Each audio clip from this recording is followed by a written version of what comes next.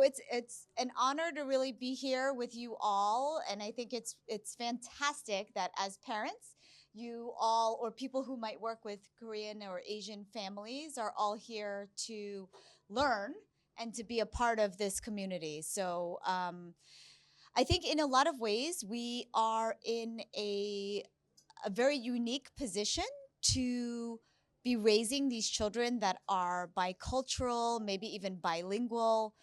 There's obviously some unique challenges, but really some unique benefits to our children being in this position, which is that in a lot of ways they are forced to learn to be flexible and to deal with so many different situations and so many different communities where they're are able to what's called code switch. I don't know if you guys have heard that term before, but just really having that social adeptness to blend into different situations. And that does come with its challenges, but also it's a really unique position for us to really celebrate and to be able to focus on as well. So our goals today really are that we are hoping to empower you as parents or people who work with this particular population of people to know certain techniques, strategies, and really to make thoughtful decisions around how we are going to empower our children and teach our children and educate them to have healthy ethnic identities. And, thank you so much all for being here. And I think to piggyback off of what Michelle is saying, I think that, within New York City schools, ethnic identity development is just not talked about that much. And I think, there's an increasing awareness, thankfully, over the past 5, 10, 15 years. However, it's still very much an ongoing conversation. And so I think today what we really want to do is empower you and come up with some really, I would say, like, realistic day-to-day tools that you can be using with your own kids to be striking that conversation. And I think something that we're really going to emphasize is that actually ethnic identity development in itself is just one of the intersectional pieces of who we are as people. And it also serves as a larger buffer, I think, to the larger American culture. And I think something that we talk a lot about is the fact that, American culture wasn't necessarily made for or by Asian Americans, and our experience is oftentimes a matter of how do we fit into that. But then also because we have that experience, that makes it harder sometimes for us to even relate or to go back to, our places where our families came from or our countries of origin. And so we talk a lot about in-betweenness. And as adults, we are very aware of that terminology. But the thing is, for our children and for our teens, they're also still impacted by the same societal implications, the same things, but they might not yet have the skills or the tools that they need in order to really be working with that and working through that. So that's what we'll be doing today. So in terms of some, just thinking about what is healthy ethnic identity development and what are the benefits of it, right? There's so many benefits that I think we can just all know just intuitively. It does really build self-esteem and self-confidence and the ability to fully be able to accept oneself and to feel proud, right? To be able to come into a space and to feel good about who they are and how they represent themselves in the community is something that is extremely important. It also shields a lot of our kids from, I'm sure you've all heard it, there's an anxiety epidemic that is happening I think they were looking at middle school through high schoolers, that they are the anxious generation, right? And so everything from really shielding them and helping to build resilience from anxiety, from depression, and really creating a connection between generations or even families, which again is a huge resilience factor. Now, something to think about when what are some things that might happen if we don't have that type of really healthy ethnic development is something that is considered it's social disconnection or social isolation.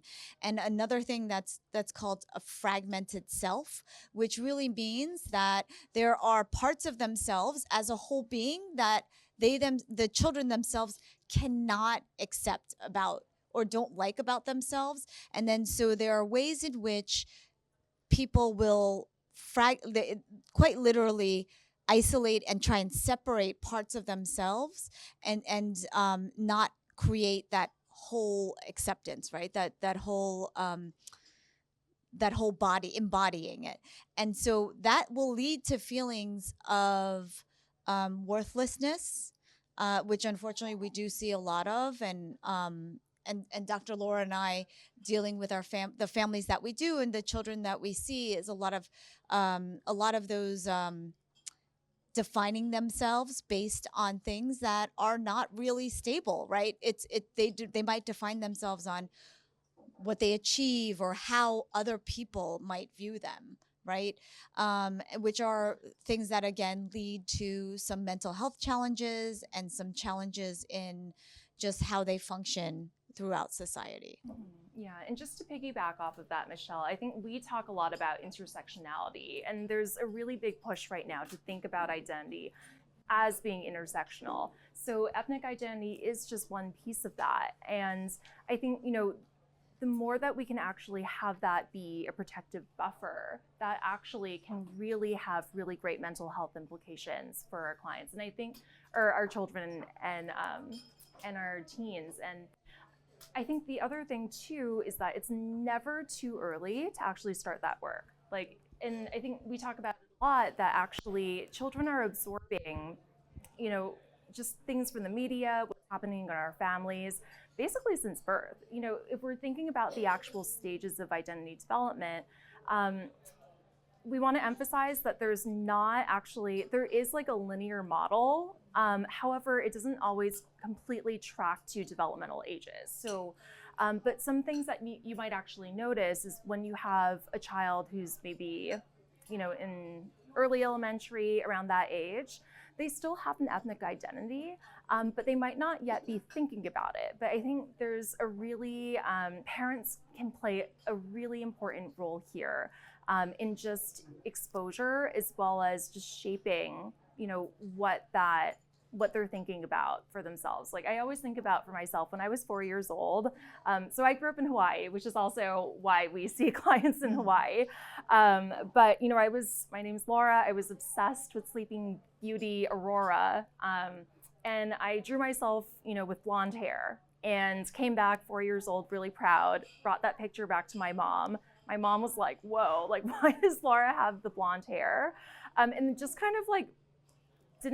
ignored it and walked away from it. And I think about that sometimes, that could have actually been a teaching moment. No offense to mom, it was a completely different time. But I think, we're moving away from colorblindness, right? That was something that was really prevailing 20, 30 years ago, but we're realizing actually what that can lead to is internalized shame. That can lead to, okay, but I'm having these feelings, how am I actually, why is that? And so something that we really like to do, even in our clinical work, is empower clients to say okay, but do I have to accept that? Is that something that I really identify with? And to really be able to externalize, especially if someone is doing something like a microaggression or doing something like overt racism or prejudice, that you don't have to accept that, right? And so I think some of the skills that we're going to be talking about really are about, let's have you trust your judgment. And I think at any point, it's never too early to really start that process of hey, your judgment's actually correct here. That was something that didn't feel okay. And even for a younger child or a teenager, in the moment, what gives a microaggression its power? Oftentimes it's because it just comes out of nowhere, right? And it kind of catches us off guard. But the thing is, if we give our children even just a one-liner of hey, that didn't make me feel good, I want you to cut that out, that's something that they can just like kind of blurt out and say in that moment. And we really encourage parents to actually role play these scenarios with their children, and I think sometimes parents will say like, oh, but like, won't this kind of like scare them? But the thing is that that's our reality. Like these things are still happening, whether we're preparing kids for it or not. And so it really does help to, give them those tools kind of as early as possible and in a developmentally appropriate way. I was just thinking about internalizing those microaggressions or just outright aggressions that our children and we face, frankly. One of the things that you want to think about as parents is we don't want those messages to be internalized in our children, right? We want them to learn, hey, this is not about you, this is about them. This is on them, right?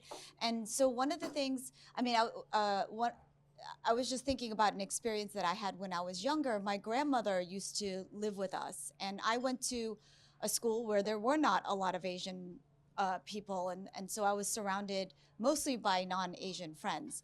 And one day I brought them all home after school. We're kind of like running around, and then all of a sudden my friends stopped and they were like, "What is that smell?" And then I was kind of looking around and I was like, oh, my grandmother decided to make herbal medicine, right? It's called, in Korean, it's hanyak, right? And so she was boiling this water. And I don't know if you guys have ever experienced the smell of this, but it is very distinct and pungent. And my friend saying that, I remember in that moment, I stopped for a second and I felt so much shame around that, right? Like, oh my gosh, it is disgusting. Like, why does my grandmother have to make that right now? Instead of being able to say, oh yeah, that's herbal medicine. That stuff is really awesome for you. It might smell yucky, but it's great. It does great things. But instead, in that moment, I didn't have the know-how or the words or even the education around the fact that, hey, this is something I don't have to internalize, right? This is something that I can say, oh, it's because you don't know. It's because of you and not because of me. Yeah.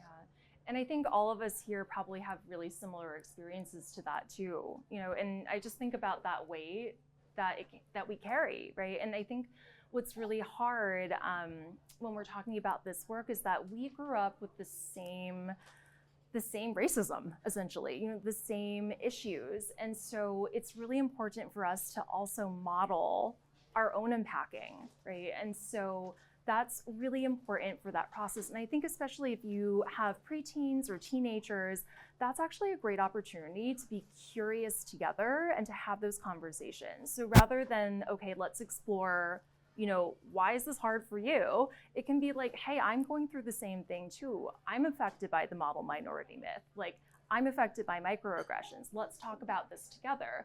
And that actually, we talk a lot about intergenerational communication, and that can actually help to strengthen, like, I am part of a larger thread here. That's not just me by myself. Like, my parents have my back, my family has my back. And it can really help with that sense of validation and trust. Something that I've been diving deeper into this type of ethnic identity work, which Laura and I, we see all sorts of clients, but because of our Asianness, we do get sought out by a lot of Asian clients. And we love working with Asian clients. Yes. Too. It's our favorite. It is our favorite. Yeah. So we do deal with a lot of Asian families and clients, and one of the things that as we kind of dove a little bit more into this work that I found so profound was the fact that as Asians in America, as Asian Americans, we don't actually have the practice throughout that are just naturally built in. We don't have the practice of actually practicing our ethnic identity. Like, for example, how many of us have in school, right, in our history classes, have learned about Rosa Parks? Yeah. Right? We know she stood up for, Black rights, said, I'm not going to move to the back of the bus. did you know that there was somebody around the same time who actually, a Chinese American, who did the same thing for Asian American rights? But I've never heard her name before, right? Um, there's and I was just I was thinking about the story where my grandfather came and was studying in the segregated South, right? And he used to tell me this story that, um, you know, he was standing in front of the bathrooms, the public bathrooms, and it said white and colored.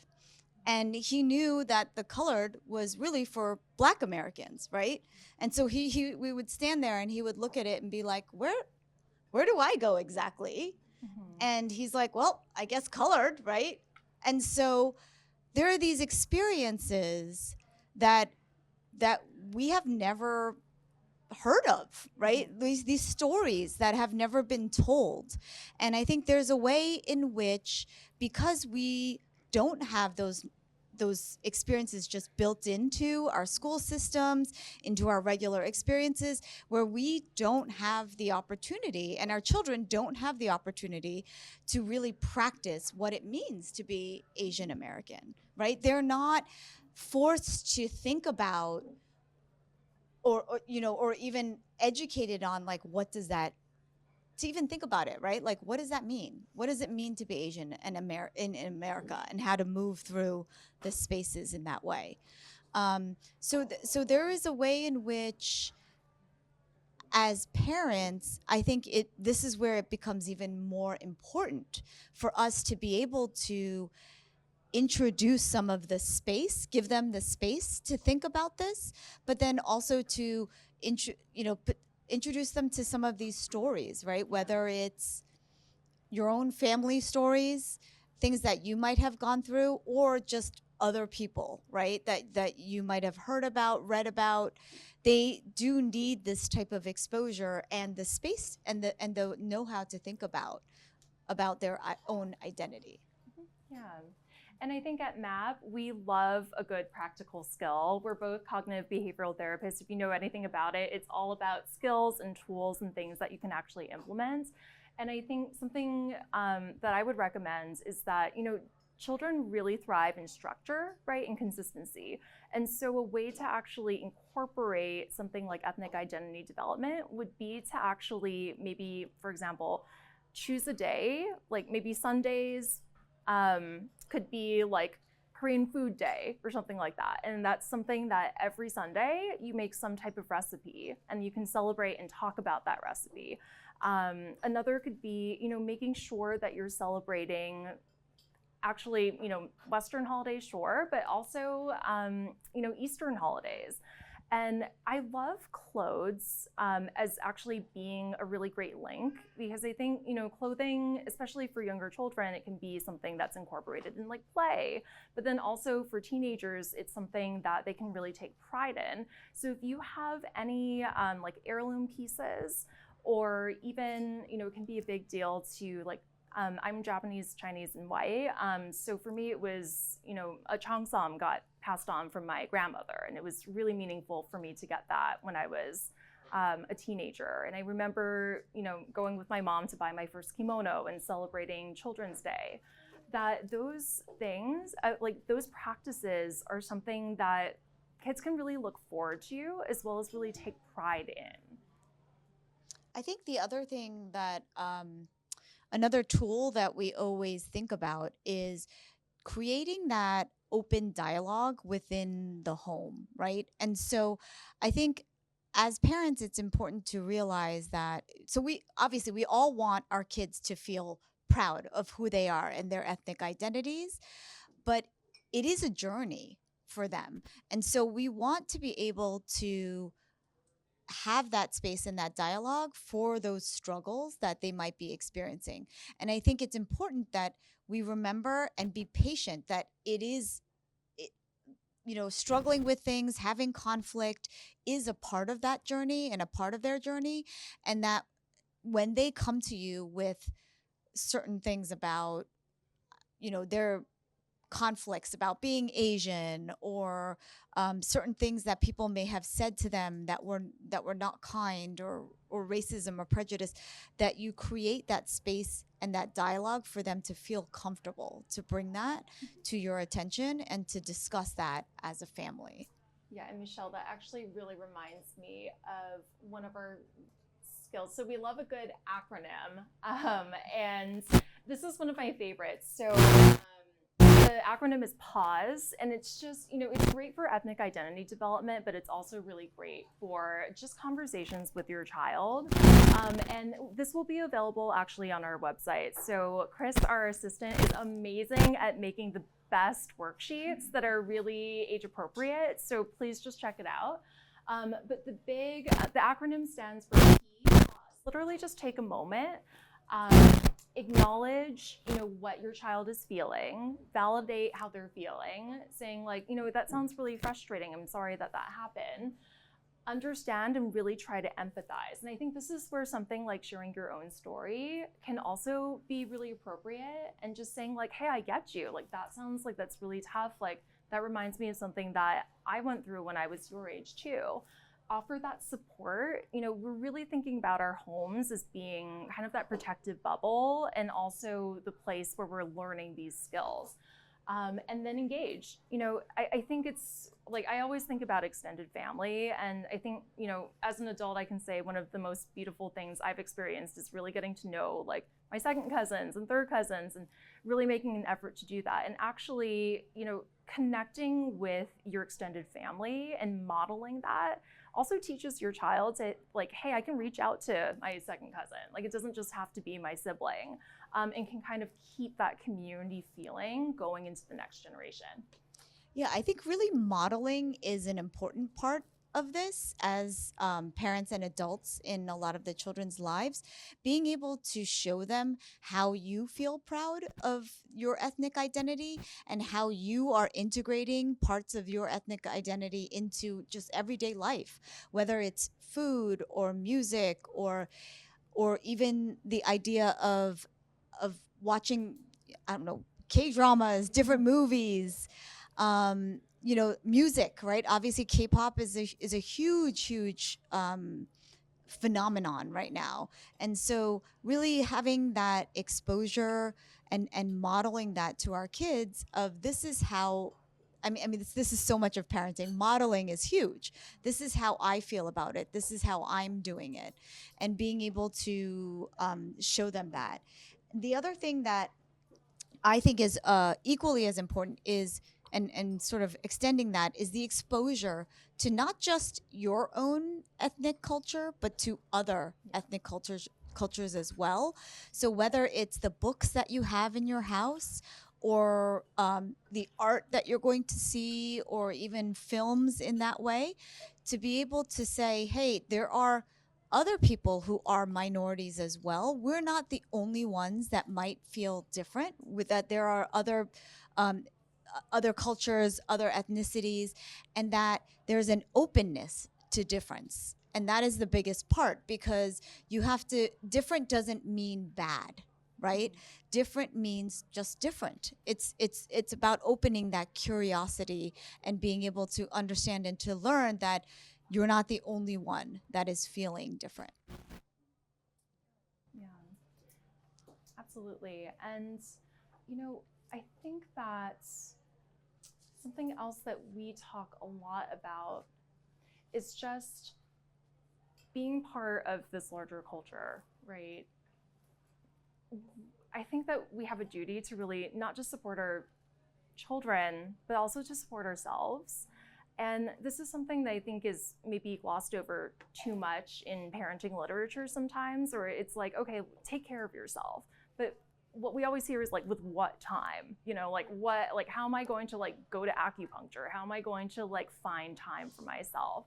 But it's incredibly, even if you have 5 minutes, like, I think that can sometimes, if that's all you have in the day, that might feel like it's good enough. And even if it's just like, okay, 5 minutes a day, I literally am just going to spend 5 extra minutes like doing skincare while I'm getting ready for bed, and really work on I would say practicing just mindfulness and gratitude. I think sometimes you don't actually need to change your actions or add on more. It can just be recognizing the things that we're already doing for ourselves. That's definitely something that I'm always practicing, because I have a tendency to be a perfectionist and it feels like it's never enough. But then that also negates all the things that I'm already doing for myself. And so I think the more that we can begin to model that for our children, that's actually really helpful, especially if we're thinking about things like the model minority myth. You know, we want to start modeling and rolling that back, that you do not have to be perfect. You know, like, it is a myth for a reason. And so the more that we can show, okay, you don't have to be perfect, like, doesn't have to be, you know, your effort is good enough, that's incredibly important. Absolutely. And I think even in terms of the model minority myth, even being able to say, hey, this is, we can throw it all out there, right? Math and sciences, right? You're supposed to go to, get straight A's in school, play violin and all orchestra piano, like, whatever it might be. I mean, these are all things that I think are great. They're wonderful, right? We're not saying that we don't want high standards or these amazing abilities that some of our children have, but that there are also things that are different than that can really be such a source of strength. And I always say it's so much easier to find your child's strength and to really build on that than to hang on to a weakness and try and build that up. That is so much harder as a parent. And I'll be honest, so much more disappointing. You're just like going to set yourself up for a lot of disappointment in that way. And so really being able to say, hey, this is something that exists, this model minority myth. And I'm sure many of you know that sort of the historical context of the model minority myth is, that it is really, it's to pin ourselves against other minorities, right? That wasn't something that was built by Asians. It was built by non-Asians, right? And it's saying really to say, hey, this group of minorities somehow figured it out. They're all going to school. They're all, becoming doctors and lawyers or whatever it is. And it's to really pin us against other minorities, and to really set us up in that way. But we need to really, and it's funny because these ideas are so insidious. They kind of come into our children in such subtle ways. Certain things that it's not even that you might be doing as parents, but just society is giving, that message. I don't know if you guys ever saw Glee. Do you guys remember that show, Glee? Right? I do. Yeah, yeah. Right? So there was like a whole section in that show where they used to call it the Asian F, which was really a B, right? and so, there's certain things that our kids will just pick up. And I think it's important as the adults in their lives to be able to say, hey, there are so many other ways to find success.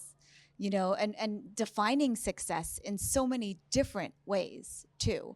And so everything from, this is why I love people out in the world. Like, do you guys know who David Cho is? He's like this really talented graffiti artist. Amazing stuff. And he's now a multimillionaire because he made a mural at Facebook, like before they, they ever got big. David Chang, Momofuku, right? The totally out of the box type of success. But even like, it doesn't have to be showing them, these people who have been successful in this way.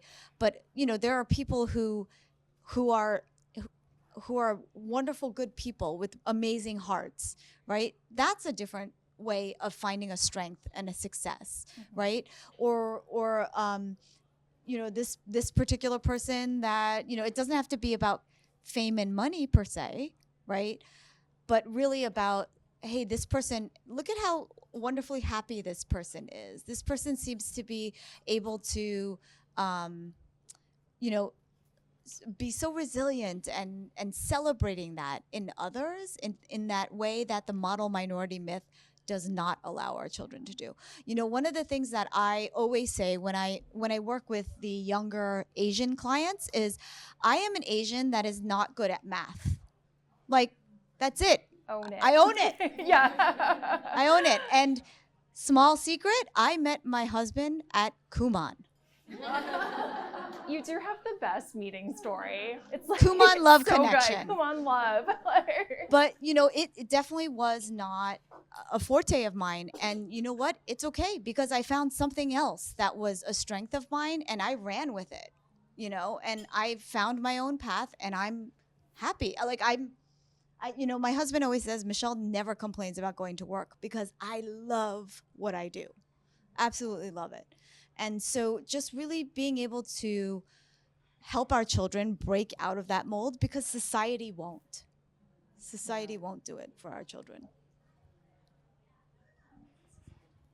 Pause for a little bit. Sure. So we're going to take a little pause. We're going to clear your tables and serve your main courses. There are some index cards on your table. If you have any questions that you'd like the doctors to answer, please fill it out and we'll be sure to answer them. After the break, I think Dr. Laura in particular will talk a little bit about how to raise biracial kids, if that is of particular interest to you. And enjoy your food.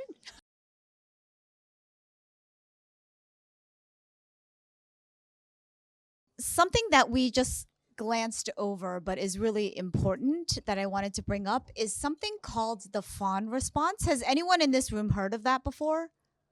No? Okay. So it is a part of our fight and flight system. So, as you know, when you are in danger or feeling anxious, the fight and flight system in our brain and in our bodies, it gets triggered, right? So you're either going to fight the dinosaur or you're going to run from the dinosaur. Now, there is a new response that research has found called the fawn response, and they see it in nature too. So the animals, what they've seen is some animals will actually, in the height of danger, play dead. So they actually pretend like they're dead. Their whole entire system shuts down for a second, and then they actually wake back up when it's safe again, and then they go on the rest of their journey. So what they found is that the fawn response also exists in humans. And what research has really looked at is the fact that the fawn response in particular is very, very strong in Asian populations, because what it looks like is that instead of fighting or flighting, what we do is we try and be as compliant and win the favor of the other person in order to survive danger. So what we do is we put ourselves last. We sort of do whatever we can to not rock the boat. Don't ruffle any feathers. We just want to be the best worker. We want to be the best friend or whatever it might be. And that is, in the end, extremely dangerous, for ourselves and also obviously in our children. So it's something that we as parents or caregivers or clinicians, we really do want to look out for that in the kids that we work with, because in the end, what the fawn response, I always ask my clients or even the parents that I work with is the question of at what cost, right? At what cost are you putting your needs last? And is it at the cost of yourself? Is it at the cost of your children? Is it at the cost of your families? There is a cost to having that type of response. Yeah, and to piggyback off of that, what that translates to is people-pleasing behavior. And if you're on social media, we know that that has been a really, really big term that's come up over the past, I would say, year and a half. And people-pleasing can really happen at any age, because of this fawn response. And something that I actually talk a lot about on social media, it's just like, what can you do if you're a self-identified people pleaser and if you have this very internalized fawn response? This is coming from the fact that I'm also a people pleaser, so I kind of speak from my own experience. As am I. But A big thing would actually be to just recognize it. I think, like as Michelle is saying, recognizing it is always going to be step number one, and recognizing that it's actually response to danger. And that means that if it's a response, it has been, essentially we've conditioned ourselves to do this through years and years and years of doing the same thing. But if it can get conditioned, it can also get unconditioned. And so something I always recommend to clients is, a few different skills. One is recognition is always going to be step number one. Two is always going to be like, hey, okay, like I actually do not need to do this. And to really think about what are my own needs. Like I think part of the fawn response is literally just obliterating your own needs and taking the needs of the other person. And so really having that sit down and thinking like, okay, what do I want? And that's a really hard question to answer if it's something that's been so internalized. I still have a hard time figuring that out sometimes. And I have a doctorate in this now, so. So really just like encourage your child to be maybe curious about that. Okay, what is it that I actually want? And if they're having a hard time, you can always label it for them too. Like, do I want to say something about it? Do I want to maybe, think about it and then say something about it, whatever it is. And then the other piece is really assertive communication skills. Because I think a lot of the fawn response is social. And so really teaching those skills of like, hey, like that made me feel bad, can you cut it out? Can be really helpful. And we, because we think of the home as being really the safe bubble to be able to practice some of those skills, role playing can be really helpful. So it can be like, hey, let's role play, get some practice in before, it's almost like a test drive before you do the actual thing. And over time, what that does is if it's been a negative cycle of the fawn response, that actually over time leads to that positive reinforcement of like, oh, like my need got met, that felt pretty good.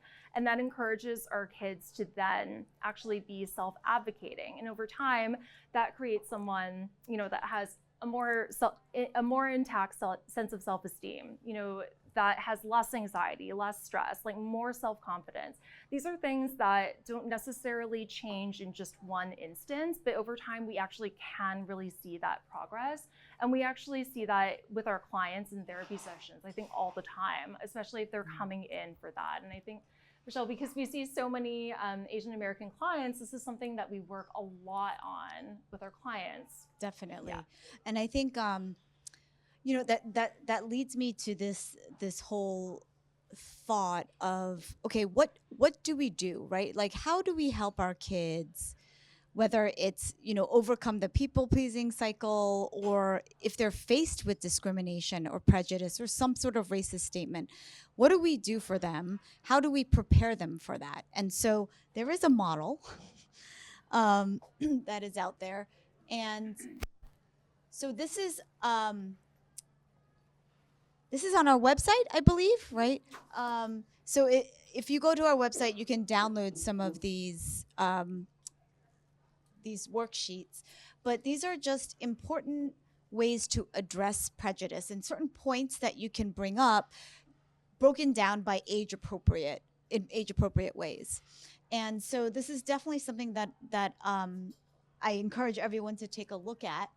But really, what we I don't know if some of you have been to my other talks. There is an example that I have brought up in the past about my son going to school with black bean noodles with jjajangmyeon.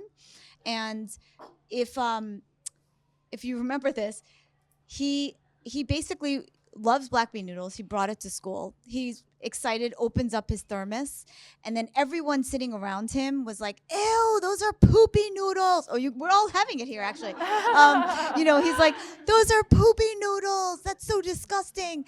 And he felt just so shocked and didn't know what to say or do in that moment. He closed his cap and just like slowly put it away and didn't have lunch that day.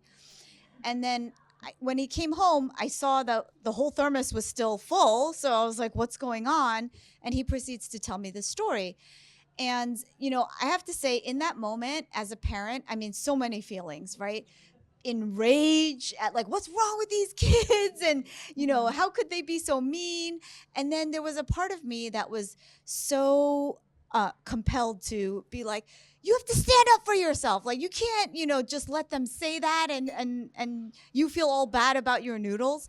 And so obviously I had to take that pause that Laura was talking about before and take that step back and really, try to take some steps in this model that they talk about, that research has found, which is, if we were to kind of break it down into different steps, it is training and teaching your child first to really figure out that there is something happening in this moment. Some kids don't even realize that it's discrimination or racism or whatever it might be. So really just educating your kids, that, hey, this is what it feels like, and when it feels yucky that way, trust your instinct. Right, there is an intuitiveness to this, and then to really be able to take that next step and give your child some language. Teach them, hey, this is something that you can say. Dr. Laura was saying before, that didn't feel good. I don't like when you did that. That's for the younger set of kids. That could be great. And that's all they need to say. They don't need to go into a whole, thing about, you're being a racist or whatever it might be. Although, I think in the older set of kids, they absolutely probably can, right? I think it would be okay to label it and to name, like, hey, you're making a pretty racist comment, or you're generalizing a whole group of people here that's, I don't think, is fair, or whatever it might be. So being able to give the kids that language, and there are some in these worksheets, there are some scripts that you can sort of follow in terms of giving that language. Yeah. Here we go. Oh, okay. You know what? And so I am going to say, everyone go to the website and find the steps. It's really important to learn that. But I do want to give Dr. Laura some space to talk about, Really quickly. in particular, biracial identity development, because that is an important topic too. Yeah, and so, we wanted to bring this up because we might have our own biracial children. We might, eventually have biracial grandchildren. And so I think here's the thing, like, I myself am biracial and have experienced a lot of what this model describes. If we talk about in-betweenness as Asian Americans, I would say that being biracial Asian American can be an in-betweenness within the in-betweenness. Like, you may not actually look like either parent, and there can be a lot of identity confusion that can come up at various points. And what I recommend to parents who might have biracial children is to just do validation and to be curious. And also, I think depending on what stage your child might be in, they might not want to hear like that you completely understand what they're going through, because the fact of the matter is we don't, right? And so that's okay to even say that, of like, I am trying to understand, I am a supportive person here, but I cannot fully understand what it's like for you. And what that signals is actually that you're a safe person to have some of those conversations. I recommend, as early as possible, really exposing your child to both cultures and really not putting emphasis more on one or the other. And the other big thing is that how someone internally identifies might be very different from how they externally present. So for myself, I'm 3/4 Asian, 1/4 white, and I grew up in Hawaii. When I was growing up in Hawaii, interestingly, even though I'm very, I present as Asian, I identified more with my white side, because in Hawaii, everyone's Asian. And so, it was when I was trying to come to terms with my own identity, kind of identified more with that white side, even though, a lot of people would then say things that I later learned were microaggressions, like where'd the Bursenbrook come from? Like, where, I was expecting, like a blonde-haired, blue-eyed girl. And so I think, for biracial kids, they're particularly susceptible to microaggressions that are oftentimes really, really well-meaning. And it's just actually like a mislabeling that can happen. And so I think, to the point of dealing with prejudice and discrimination, you can still teach them the same skills of like, well, actually, that hurt my feelings, and then kind of calling it out. And since we're thinking about that larger fawn response, I think a lot of us are kind of conditioned to then try to appease and make the other person feel better, right? So, oh, no, sorry. Like, I'm sorry that, especially if the other person is like, oh, I didn't know, we sometimes apologize for them. And I think that's something that we can already start coaching to our kids of, you don't actually have to apologize for someone else's discomfort. It actually teaches them more to sit with that discomfort and to learn. It's what we call in psychology a natural consequence, right? Like if I say something that's hurtful, I have to deal with that natural consequence. And if our child is then apologizing and taking away and owning that, that person A, doesn't learn, and B, that can be part of that internalized shame of like, oh, this is something that's like wrong. It's something that I feel very, very passionate about, just because it's been part of my own experience. But I also think that it's just something that, as our world kind of like opens up, like there probably will be more and more biracial, biethnic, multi-ethnic, multiracial kids out there. And so also highly recommend that you connect with other biracial families, because if we're talking about building community, that can really be a source of like, okay, I'm not the only person that's going through this. So there's a lot of great Facebook groups and groups available in New York. Come to Hawaii anytime because there's a lot, everyone's part Asian for the most part, and there's a lot of biracial kids. And just have them have that experience of seeing other people that kind of look like them. And it can be really, really affirming to their identity. Oh, left, sorry. So no, yeah. That's great. But I just want to be respectful of everybody's time. So I don't know whether we should do a question, or do you want to say some last words? What would you prefer to do to the doctors? I think a question. Okay. Yeah. Okay. I'll do. This is a very quick question. It says, okay. So I think many of us here have children who are probably not that like first, we're mostly 1.5 and second generation parents. So we probably have kids who don't speak our language or don't really know much about our homeland. So how do you help them feel proud of their ethnic identity without feeling like it's not really who they are? I can go first. Sure. Yeah, I think this is where exposure to Asian American stories is really, really important. And I think, we talk a lot about that in-betweenness. And so actually having stories of other Asian Americans through media, I personally love Turning Red as well as Elemental, I think is a great story. But having that exposure to Asian American figures can be really helpful of like, okay, like, these are like role models that I'm looking at that also have had a similar experience to myself. Yeah, I think in a lot of ways, it's you're not Asian and you're not American. You are Asian American, right? And so it is in itself just a different type of identity, ethnic identity. And so I think and to kind of speak to whether it's even biracial, bicultural children, there's a lot of flexibility that goes into that, right? Because there's no roadmap that says this is what Asian Americans look like. There is a lot of flexibility, and I think as parents and caregivers, it's important to like, make it easier on yourself and the kids, right? Go with whatever your kid is already prone to, whatever they're already interested in. If they love food or love cooking, start there. If they love movies or they love music, start there. Like just going with whatever it is that they are, already sort of drawn to. That's probably your easiest inward. And there, like I said, there is no like it is very in betweenness. That's the big term that they use a lot.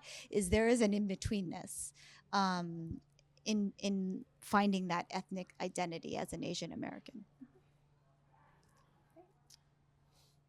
Okay, we can do one last question. This is kind of a funny one. It says, so this is about, I think, a high schooler or a middle or high schooler. What is the best way to tell your child when they complain that most of their peer group goes to the Hamptons for the summer and they spend their summer together, and she, as an Asian person who doesn't go to the Hamptons, will just never be cool because of that?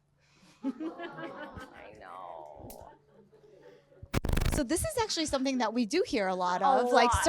certain things like this, right? I Like I want to know. go to a 7-week sleepaway camp, and like, you know, that's what all my friends do, or whatever it might be. And